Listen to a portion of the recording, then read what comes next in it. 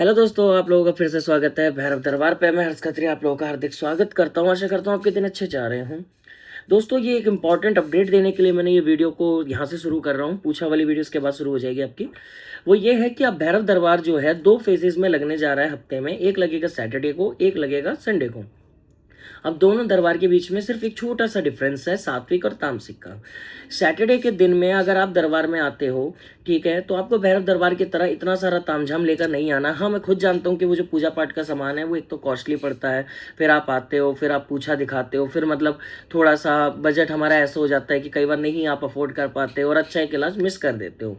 इसका ऑल्टरनेट मैंने ये सोचा है, सैटरडे के दिन में जो पूछा आपके हाथ से होएगी वो 101 रुपये में होएगी और आपको घर से एक सरसों के तेल की शीशी लेकर आनी है। आप वहाँ से नहीं लाओगे तो आप हमारे यहाँ इलाके से ले सकते हो, ठीक है। और मेरे लिए सिगरेट तो देखो लाना मन है तो लाना, वरना मत लाना। दूसरी चीज क्या है, आप लोगों को भैरव चौकी आने के लिए 2 नियमों का पालन करना जरूरी है। ये दरबार हर किसी के लिए नहीं है। भैरव चौकी पे जो बंदा शनिवार के दिन आएगा, ठीक है, जिसे पूछा चाहिए पूछा दी जाएगी, जिसे सात्विक दीक्षा चाहिए सात्विक दीक्षा दी जाएगी, निःशुल्क दी जाएगी, कोई पैसा नहीं लग रहा है, ठीक है आप लोगों का। अगर आप लोगों को लगता है कि हमारा कोई सामान आप हम किसी तरीके से आपसे कोई पैसा भी ले रहे हैं तो हम आपको वो लिस्ट दे देंगे, आप भले ही वो सामान अपने घर से ले आओ, ठीक है। क्योंकि देखो, आप जो बत्ती तेल वगैरह भी लाओगे तो उसमें 100-200 रुपये आपके लग ही जाते हैं। बाकी ये भैरव दरबार के मुकाबले काफ़ी ज़्यादा लो लेवल पे मैंने रखा है। तीसरी चीज़ क्या है, जो लोग इलाज तामसिक इलाज नहीं करा सकते हैं उन लोगों के लिए ये सात्विक इलाज मैं प्रोवाइड करूंगा। हाँ, ये जो काम है ये ऑफलाइन होगा, सैटरडे के दिन आना है, इसमें कोई टोकन नहीं है आप लोगों का। मैं सैटरडे के दिन में आपके लगभग 9 बजे से बैठ जाऊंगा, गद्दी रात के 12 बजे तक की रहेगी, ठीक है। हाँ, बस एक चीज़ आपको ये खास ध्यान रखना है, हम एक एंट्री ज़रूर करेंगे, टोकन नहीं देंगे, एक एंट्री ज़रूर करेंगे जिसमें आप लोगों के नंबर कट ना जाए, ताकि हो सकता है कि आप लोगों का टाइम नहीं आया या फिर मैं लेट हो गया थोड़ा सा आने में, तो उस बीच में आप जा सकते हो और चलेगा वो नंबर वाइज ही, ठीक है। और मैं ज़्यादा से ज़्यादा लोगों की उसमें हेल्प करने की कोशिश करूँगा। उसमें दी गई जो दीक्षा, जो भैरव चौकी वाला मेरा चैनल है उसे एक बार देख लेना।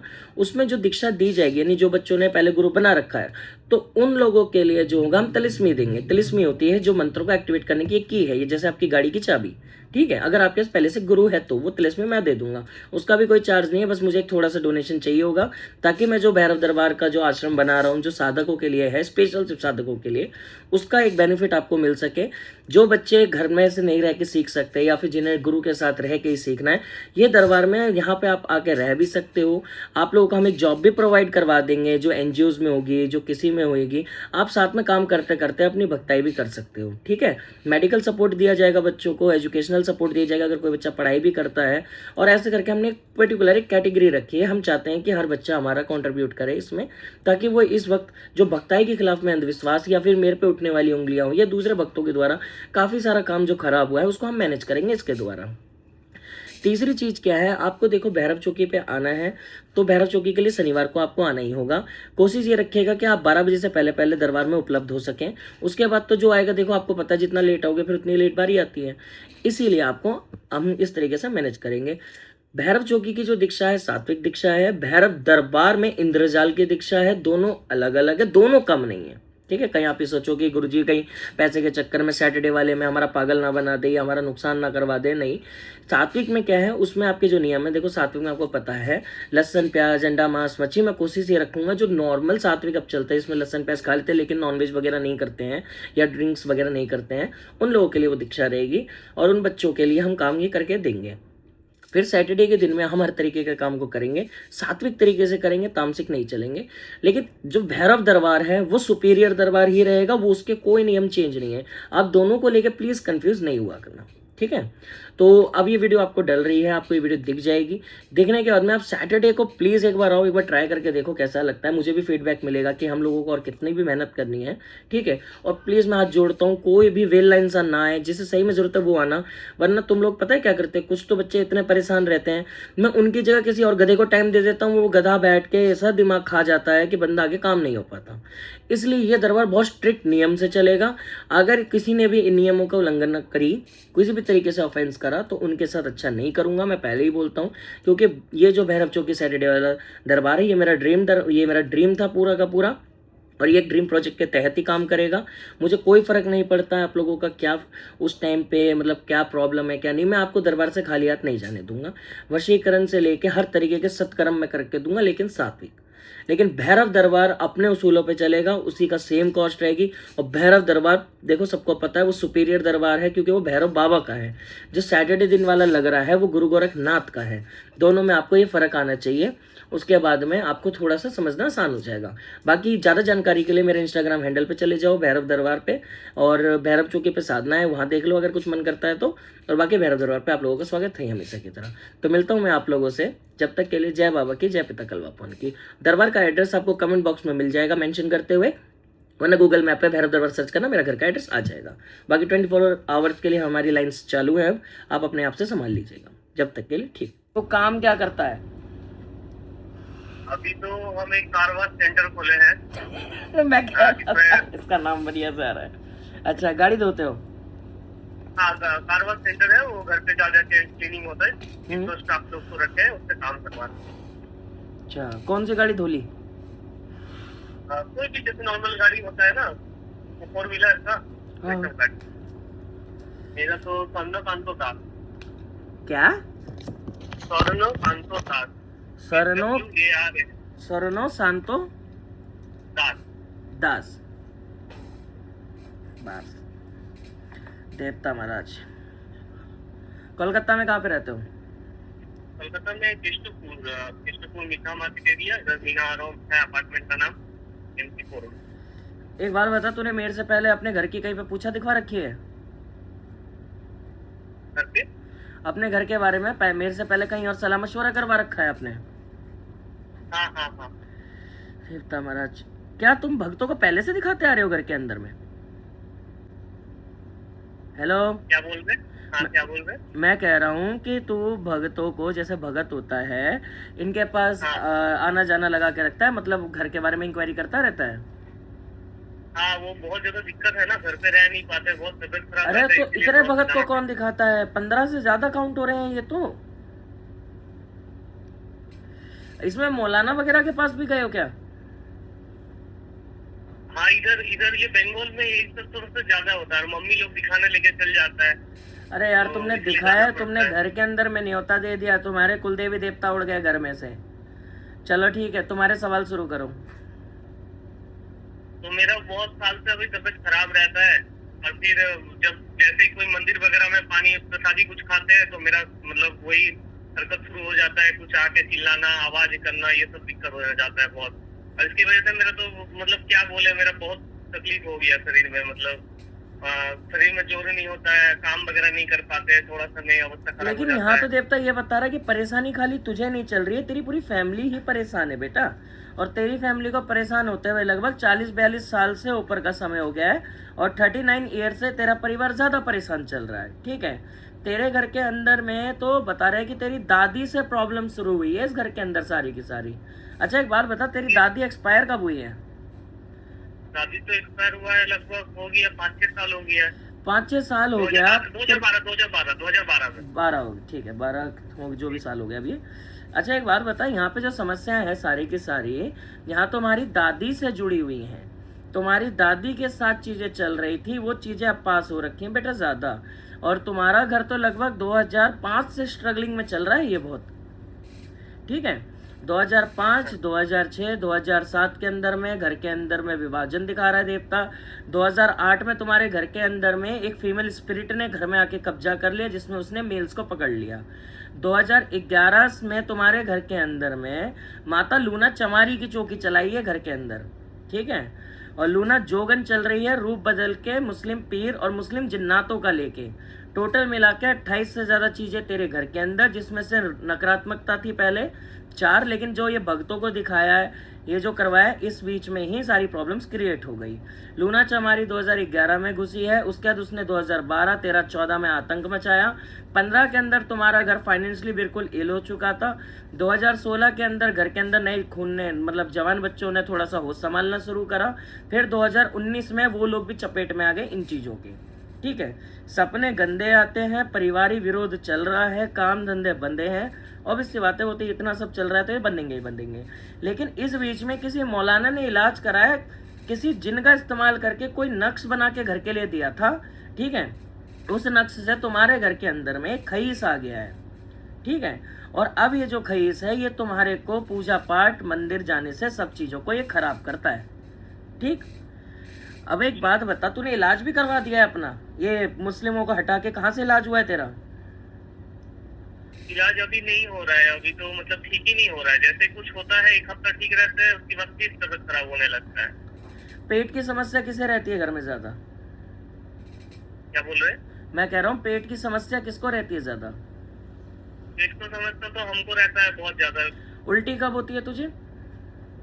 कभी कभी बहुत ज्यादा बीमार हो जाने से फिर रात को वैसे उल्टी हो जाता है, कभी 12 बजे, कभी तेरे 3 घर के बजे। अंदर में पहले कोई शराब का सेवन करता था क्या? नहीं, शराब तो कोई नहीं पीता है। अभी के समय में कोई पीता हो? मान ही नहीं सकता, घर आपके अंदर शराब आई हुई है। सुना हम हो क्या किसी? कलकत्ता में रहते हैं, इधर इधर तो कोई नहीं। हम बस ऐसा कोई नहीं शराब पीते हैं। हम तो कभी अभी तक पिए नहीं। बियर वगैरह कुछ भी नहीं है? रुक जा। ना ना, वो बचपन में 1-2 बार हो गया था मर्जी, तो उसके बाद तो कुछ ही नहीं हुआ है। उसके बाद तो कब का हो गया, मेरे 6 साल 7 साल हो चुका है मेरे साथ सुधरते हुए। वो तो बचपन में गलती हो जाता है। ठीक है। अभी छाती के इतना अंदर में परेशान दर्द है। किसके रहता है घर में? छाती में दर्द वो मेरा रहता है। वो छाती के पास हमेशा चुभन जैसा दर्द होते रहता ये है। घर के अंदर में जाप किसने करा है? जाप मैंने फिर जाप करके मतलब ऐसे महाराज जी लोग को दिखाए थे, तो बोलता था ऐसे भगवान का नाम लो, राम नाम लो, या फिर ऐसा करके महादेव का नाम लो, तो उसी से भी जाप करते थे। ठीक है, चल तूने राम नाम का जाप करा है। तेरे ये एक बात बता, राम नाम जाप पहले करा था भोले बाबा से या भोले बाबा का पहले करके फिर राम नाम जाप पे हुआ है? पहले क्योंकि भोले बाबा का किए, उसके बाद यहाँ पे अधूरी विधि से जाप कर दिया। अभी तूने मेरे लिए कुछ छोड़ा भी है? पूरा रहता खंडा दिया है तूने। आपको तो इतना साल बाद मिले, हम तो यूट्यूब में बहुत बाद फिर मिला महाराज जी। उसके बाद उससे पहले तो हम बहुत सारा जगह पहले दिखाने के लिए, ठीक करने के लिए घर वाला लेके जाता था। बेटा तूने तो पूरा रहता खंडा दिया, पूरा रहता। भोले बाबा का जाप कर दिया तूने। तेरे को पता नहीं घर के अंदर में जब ये खईस वगैरह चल रहे होते हैं तो राम नाम जाप, ओम नमः शिवाय या फिर ओम क्रीम कालिका, जो भी वैदिक मंत्र होता है या नॉर्मल भी पूजा पाठ होती है, उसमें भी बहुत सावधानी बरतनी पड़ती है। इसी वजह से तो भगतों का हाथ काम नहीं कर रहा होगा अब घर के अंदर के। घर में नेगेटिविटी इतनी ज्यादा, मुझे यहाँ तक स्मेल आ रही है तेरे घर से। ए भगवान। अच्छा एक बात बता, ये कौन से मंदिर में जाके तूने अर्जी लगाई है अपने लिए ठीक होने के लिए? कहाँ पर? तो किसी मंदिर तो ऐसा बहुत सारा मंदिर था, जैसे कि इससे पहले गए थे काशी में भी, वहाँ पर अर्जी वगैरह लगाए थे। फिर और तूने भी काली जगह है। माता के पास कब अर्जी लगाई है? काली माता के पास बहुत पहले, लगभग 4-5 साल पहले। तेरे वो घर के फाइनेंशियल अंदर के में लिए सुन, उस समय पहले एक बात बता। काम वगैरह बंद हो गया था, उस टाइम से लगाए थे अर्जी। हाँ ठीक है, अब मुझे एक बात बता कि तेरे घर के अंदर में किसी मुसलमान ने कोई नक्श बना के दिया होगा घर में लटकाने के लिए। क्या ये लटकाया गया था घर में कि हवा से हाँ, हिले? लटकाया गया था। हाँ, लटका ये गया। हुई बात। बेटा अब तुम लटकोगे। तुमने तो कर दिया कबाड़ा। उसे बोला होगा नक्श को कि नक्श हवा में हिलना चाहिए ज्यादा से ज्यादा, इसलिए ऐसी जगह रखना है ना। नहीं, मेन गेट के पास बोला था चिपका के रखने के लिए। चिपकाने के लिए दिया है? हाँ, वो एक छोटा सा कागज दिया था। हाँ, कागज में लिख के दिया था। हवा पड़ गई ना मुंह पे, मेन हवा ही दे दी ना। बेटा ये तो तेरे घर को ही लूट के खा गए सब। उसके बाद वो सबसे कुछ नहीं हुआ, तो लास्ट में फिर हटा दिए उसको। अब हटाने से क्या हो पाया था जब चिड़िया चुप गई एकदम। ये शरीर किसका बैठे बैठे हिलता है? मेरा महाराज जी। एक बार बता, किसी जनानी के कंधे में कोई दिक्कत है क्या? कंधे में दिक्कत हुई? मेरा घर वाला, मेरा मम्मी को थोड़ा बहुत है, वो रीढ़ का हड्डी का प्रॉब्लम, हाथ में प्रॉब्लम, ये सब है। एक बार बता, तेरी दादी के बाद में ये एक्सपायर कितने लोग हुए? यहाँ तो देवता बता रहा 2 से 3 लोग एक्सपायर और हो चुके हैं खानदान के अंदर में, पूरे में। और हाँ, पूरा खानदान में, गांव में एक्सपायर हुआ है 2-3 जन। और एक टाइम लैब के अंदर ही हुए सारे, कुछ समय के गैप पे। यार तुम्हारे घर के अंदर तो पहले से ही भक्ताई अच्छी खासी आ रही है, तुम कहाँ से फंस गए इन लफड़ों में? पता नहीं, हम तो कभी ये सब में थे भी नहीं है। हम तो बचपन से मतलब कुछ भी नहीं, बस नॉर्मल अपना जिंदगी जीते थे। बेटा सारा ना खेल ज्यादा तुम्हारी पूजा पाठ दादी का है, मैं सही बता रहा हूँ। इस औरत के साथ एक तो चीजें लग कर आई थी, दूसरा इस औरत ने अपनी जवानी में इतना दुखी करा है लोगों को कि लोगों ने इसके ऊपर में विद्या इतनी मार दी। और लूना चमारन तो बिल्कुल आई घर के अंदर और मृत्यु ही कर दी।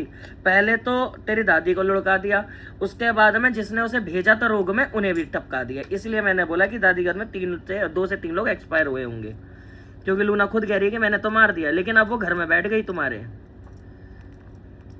और घर के अंदर में अब तुम्हारे बताओ खईस भी इतना पावरफुल है। क्या होते हैं? खयेस होता है बेटा एक जिन्नात होते हैं, ये स्पिरिट होते हैं। ये घर में जल्दी घुसते नहीं है, ये नक्स के द्वारा घुसेंगे घर में, ठीक है। ये नक्स या तो हवा में टकराना चाहिए, ऐसे बना के दिया जाता है। ये न्योता देते हैं तब घर में आता है। ये क्या करता है, घर के अंदर में गंद फेंकता है, जैसे लेटरिन का पानी फेंक देना, ठीक है। या फिर तुम्हारे घर के अंदर में कोई स्त्री होगी, पीरियड में होगी, उसके पीरियड का खून छिड़क देना, जिससे घर के देवी देवता भाग जाते हैं। खईस ऐसे होते हैं और ये गंदे होते हैं। अच्छा, यहाँ पे कोई भी पाक शाक शक्ति काम नहीं करती। हम लोग तो बस दिखाने जाते थे ठीक करने के लिए, मम्मी लेके जाता था और घर वाला बोलता था यहाँ दिखाओ। अबे ठीक होते नहीं है तुम लोग लफड़ा कर देते हो, बाद में सब खराब हो जाता है, फिर मुझे संभालना पड़ता है।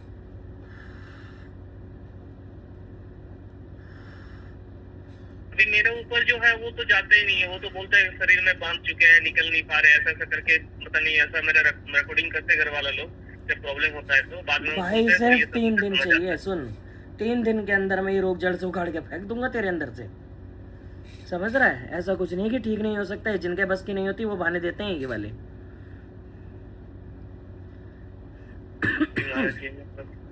बहुत परेशान है और कोई मिला भी नहीं, ना तो कोई अच्छा गुरु मिलता है ना कुछ, तो समझ नहीं पाए।